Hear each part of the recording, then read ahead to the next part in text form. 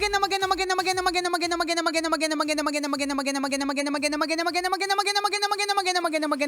tanghali. Kumikinang na ulo, Diego Bandido.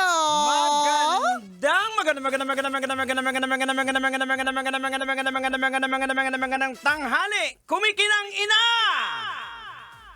Nicoliala. Aliw na aliw talaga ako dyan. Nakakaloka. Ano ba yan? Naalala ko tuloy yung dating crush ko na na nagigitara. Yung unang strum pa lang ng gitara, parang natunaw na talaga Yung ako. tumutono pa lang. Tinutono pa lang. Yung parang ganyan. Ang landi mo. Hindi lang yun.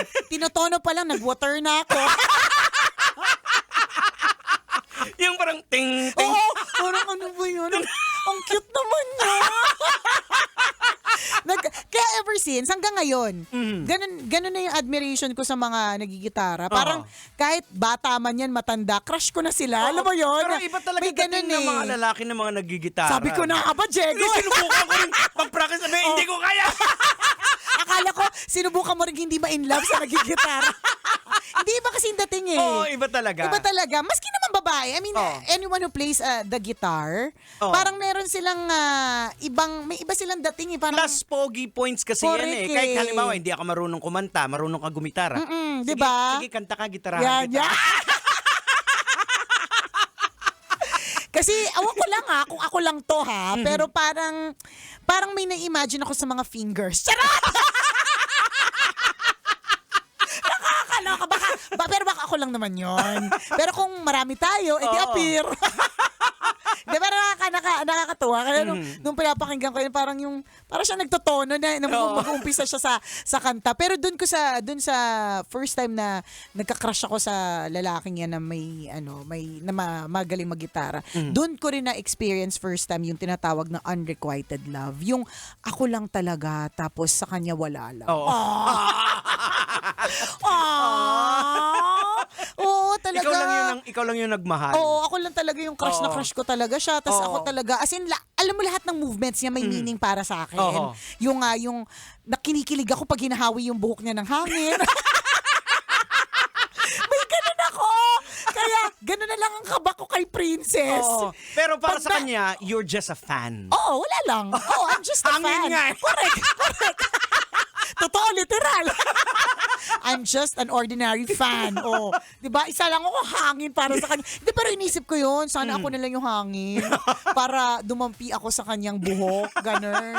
Kaya ganun, alam mo, ganyan ako mag-isip sometimes. Kaya kinakabahan ako para kay Princess. Kaya ayoko na i-expose agad sa mga... Natakot ka talaga. Kaya natatakot talaga ako kasi alam mo na, mana-mana lang din. There was a time pa nga na parang, ano tawag doon, na yung natutuwa siya sa kaibigan niya na babae. Tapos ninenebers lang ako bilang nanay na parang, ba't kaya parang extra yung tuwa niya dun sa babae? Alam mo naman, as an overthinker mom, ang dami ko na naisip. Tapos but then again, bumalik ako sa, anak ko yan eh. Ibig sabihin, bata pa lang. Alam na this, di ba? Although ano naman yan eh, di ba sabi nga, kanya-kanya naman preference, we cannot force them, ganyan. Pero, syempre, kung anak mo, alam mo rin ang mga hilat siya niyan, di ba? May mga ganyan klaseng mga eksena. Ano ba yung mga, isa pa nagpapakilig sa akin noon, mga sakristan, parang katuwa yung mga sakristan, parang ang bait-bait. Parang, mga kaya nagsiserve si Joe Dick, so yan. Crush ko yung lay minister. Di ba may mga ganon? Wala ka ba mga parang mga peg na parang, okay, kunyari, sabi ko, parang crush ko yung mga nagigitara, crush ko yung mga sakristan, di ba? Noon to, I mean, hindi na ngayon. Pero sa akin dati siguro, pag nakakita ka ng babae na nakasalamin. May ganon may mga ganon eh. Pag parang, may ganyan. Ang ganda-ganda niya pag nakasalamin, yung pala malabong mata. Yung pala. Di ka niya makita. Pero ganon. May mga ganon. May mga ganon. Attracted ka sa mga nakasalamin. Attracted ka. Ako, na-realize ko, gusto ko yung makakapal yung mga kilay. Yan, gusto ko yung mga ganon. Ayoko ng maputi, gusto ko ng moreno. Yan. Yung mga type ko. Meron akong kakilala. Sobrang gwapo niya. Sobrang kisig ng katawan niya na ang feeling ko or magiging feeling namin lahat, ang pwede niyang maging kapareha is yung tipo nagsi-century 2 na model, yan, no? Mga ganong klaseng eksena. Pero hindi. Ang mga trip niya talagang yung mga heavy gut. Oo, yan yung mga... Well, kung sa bagay. Yun yung template niya eh. Na, kaya nga totoong beauty is in the eyes of the beholder. Kasi hindi, what may seem beautiful to me, ay hindi beautiful para sa'yo. Diba? Parang katulad ng mga nakita natin, mga foreigners, mga AFAM na may makasama mga Pilipina na parang, bakit? Diba? Pag-iisipan mo, may isang pamilya na naman umahon sa kahirapan. Isa na naman pong kababayan natin at ang kanyang pamilya ang naiahon sa kahirapan. Pero, para dun sa AFAM, iba kasi yung pagtingin niya dun eh. Correct.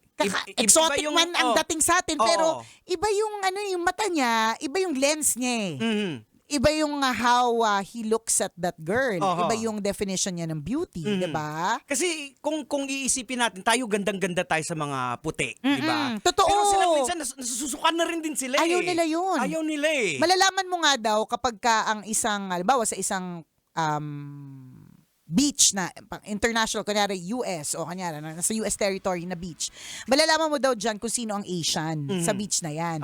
Kasi ang Asian, nako, sanda mo ka lang taklob niyan. Ano lang, mata lang ang nakikita diyan. Beach ha. Pero yung mga iba, yung mga ibang puti. lahi, mga puti, talaga naman. Kaya nga nagsusunog sila eh. Nagsusunog talaga sila. Kasi naiinggit sila sa kulay natin. Tayo naman, naiinggit. glutan ng glut, turok ng turok. Ako talaga, yun talaga ang dream ko. Pag halimbawa, meron ako nakikita na maputi, tapos gusto ko yung ganong puti, tinatanong ko talaga yung katabi ko, ganyan na ba ako kaputi? Tapos pag hindi pa, ay naku, pupunta na ako kagad sa Skinny Bay Aesthetic and Wellness. Yan. Located sa Parcal. Tapos papaturok na kagad ako ng gluta. Kasi gusto ko ganun yung puti ko. Di ba? Kasi kanya-kanya tayong definition. Naalala mo dati nung wala pang gluta, ang ginagawa yung chinchanchu. Totoo, di ba? Kasi yung paraan yung para pumuti din. Di ba? Yung natanda mo yung astringent. May number 5 May ba number yun eh. Correct. Yung iba basta na lang naglalagay eh. Pero in fairness naman, talaga namang namula-mula. Ang pula-pula. Tsaka talaga namang banat na banat. Pero alam mo kasing nasunog. Pero kasi yun nga, kasi nga ang definition nila is ng maganda is yung ganun. Correct. Kaya feeling ko ganun yung may feeling ako minsan na affected pa rin tayo ng colonization ng ibang lahi. Kasi tingnan mo, ano yung multi-million na business na pumatok nung pandemic? Hindi ba't mga skincare? Hanggang ngayon, ang daming mga skincare clinic na nagtatayuan, madaming mga skincare products na naglalabasan. Kasi mga Pilipino, yan, gusto natin ng ganyan, makinis. Yun yung definition natin ng maganda eh. Well, I guess it has something to do with sa kung paano yung naging kultura natin. Kasi parang pinamukha sa atin na mababang uri tayo May eh. Tapos yung mga mestizo, mapuputi. Oo, sila yung mga... tinitingala natin. Correct, may ganun. Ewan ko bakit hanggang ngayon dala pa rin natin or bakit tayo lang ba? Batch lang ba natin? Hindi rin eh. Tingin ko hanggang ngayon dala pa rin. Oo, meron pa rin. Although ngayon, mas tingnan mo, pansinin mo, maraming mga commercials na hindi necessarily sobrang ganda o sobrang sexy. Madami na silang pinipiling. Dala na rin ng media kasi din eh. Oo, diba? Medyo nag-evolve. Pero talaga nung time natin at nung batch natin, talagang pag matangos ng ilong, yan na talaga yung maganda. Pag maputi, yan na talaga yung pogi. Ayan, diba? naalala ko tuloy sa commercial si Sir Rafi. Diba? Sino yun? Si Rafi ngo. Si Sir Rafi. Si Sir Rafi. Grab ba yun? Sa Grab. Ay, Diba? hello nga pala sa mga Grab drivers na nakatutok sa atin. At kay Ninong Rafi ngo, na umi-extra sa artista Grab. na. Diba? Kung nung hindi ganun ang mga Ano ibig mo sabihin? Ikaw nag-umpisa! Ikaw mag-explain! Ikaw mag-explain! Sinabi ko lang. Sige, parang Hindi. Yes, Wala. Ayoko magsalita. I love you. Ninong Rapping, Hindi, ibig sabihin, parang normally. Parang real talk na. Oo, real talk na siya. So kung ano talaga yung itsura, may kumbaga template. Ayoko na! Baka, alam mo, minsan kasi sa sobrang honest ko, napapahamak talaga ako eh. So, itong honesty ko sa feelings ko, sa utak ko minsan, ito talaga yung minsan nagdadala sa akin ng ng karma minsan, digital talaga, di ba? Hindi, pero yun yung sinasabi natin, ang nilalagay na nila, ito na, real people. Yun. Kasi sometimes, For example, yung mga anti-dandruff. Lagi ang issue ng maraming tao 'di ba? Tapos ang nilalagay naman nila ng mga model talaga doon, para namang hindi dandruffin talaga, Oo. 'di ba? Or kunyari for Gluta products, 'di ba? Ang nilalagay nila feeling ko dati nang maputi. Oo, maputi na dati. Maputi na talaga dati, makinis na talaga dati. Ang maganda kagandahan ngayon, ang nilalagay na nila real people. Aha. Yun naman yung ibig sabihin natin, 'di ba? Na real people ang gusto nating sabihin. Hindi. Hindi. Hindi! Ibig sabihin, basta yun na yun! Hindi, Ayoko siguro. na. Oo, parang ano na tayo, Oo. dati kasi, ito lang yung peg natin na maganda. Oo. Parang katulad ng mga Na bar... walang karapatan yung mga normal na mga itsura. Yes, Ayan, correct. kagaya Ano ba natin. ito? Anong ibig sabihin mo ng normal na... Hindi, Pag totoo, sinabi correct. normal na Pilipino, yung Yes. hindi ganun katangos yung ilong, Oo, parang- hindi maputi. Yan, diba? kalatang ilong, Oo. parang paan ng shih tzu, yung Oo. ilong, ganyan. Ganon, 'di ba? Nagbibigyan na ng chance yung Oo. normal at regular. Kasi alam naman natin kung ano talaga yung magandang-maganda. Correct. Oo. Kung sino talaga yung parang 'di ba? Parang sa mundo rin ng social media, 'di ba? Sa mundo ng mga influencers, hindi na siya necessary na na yung mga magaganda lang talaga, Correct. makikisig ang katawan. Ang daming hindi. Ayan, si Wamos, Oh, di ba? diba? Na Ayan na, inano- nagbabanggit na tayo ng mga pangalan, Diego. Baka bumalik to sa atin. De, pero yes, Oo. real talk, di ba? Kasi nakita ng mga, kung bakit naman sila pumapatok, dahil nakita ng mga tao, yung sarili nila sa mga taong, Ordinary people. Na ordinary people na, so parang nagbigay din ng hope na, ay, pwede pala. Correct. Pwede palang Oo, gawin. Tama. Maganda at maganda din siya kasi very realistic siya eh. Syempre, iba pa rin yung datingan ng mga talagang artistahin. Tinitingala rin naman talaga natin yan. Pero, ang galing lang din talaga kapag ang isang brand, ang isang product will actually use real people. Oo. Real, ordinary people. Kasi mas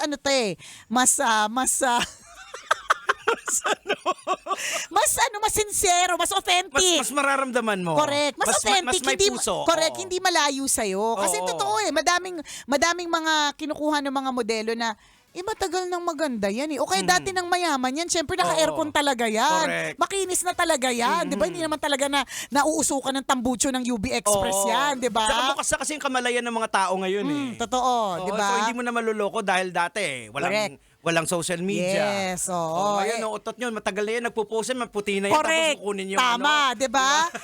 Kaya maganda kasi kunyari kilala mo siyang hindi maganda dati, tapos gumanda, 'di ba? Parang yung mga sikat na mga nagpapatangos na mga ilong na mga doktor, for example. Ang galing kasi hindi lang mga artista yung pinipili nila, ang minomodel out talaga nila are ordinary people, I mean, regular Filipinos, mga Pinay na talagang alam mo namang hindi talaga dating matangos, tapos biglang tumangos. Yun yung maganda na dati naman ganito siya. Tapos yan yung tinatawag nating authenticity. Ayan. So, nagbibigay siya ng hope pag nakita mo. Ay, Yes. oo nga pala. Oo, no? may pag-asa. May pag-asa. Yan naman yung lagi naming sinasabi, maski dati ni Chris Choper, na kung ipinanganak kang tsaka, hindi mo kasalanan yan, namana mo yan sa nanay mo. Kung ilong mo, namana mo sa tatay mo, ganyan. Pero kung namatay kang tsaka, tapos masama ang lubot, namatay kang tsaka, kasalanan mo na yan kasi... Wala kang ginawa. Wala kang ginawa. Na-expose na tayo sa sandamukal ng mga produkto, treatment, 'di ba, na pwedeng mag-improve sa atin. Yun naman ang point doon, 'di ba? Improvement. Yeah. O siya, baka kung ano pa masabi natin. Exit na muna tayo for now. At syempre muli, ako po ang kumikinang naulo, Diego Bandido. Pag may buhok, hindi po ako yan. Pero ako naman po ang kumikinang ina mo na si Nicole Yala na nagsasabing kailangan lang talaga nating tanggapin na hindi lahat ng tao ay para sa atin. Kailangan pa bang i-memorize yan? Basic!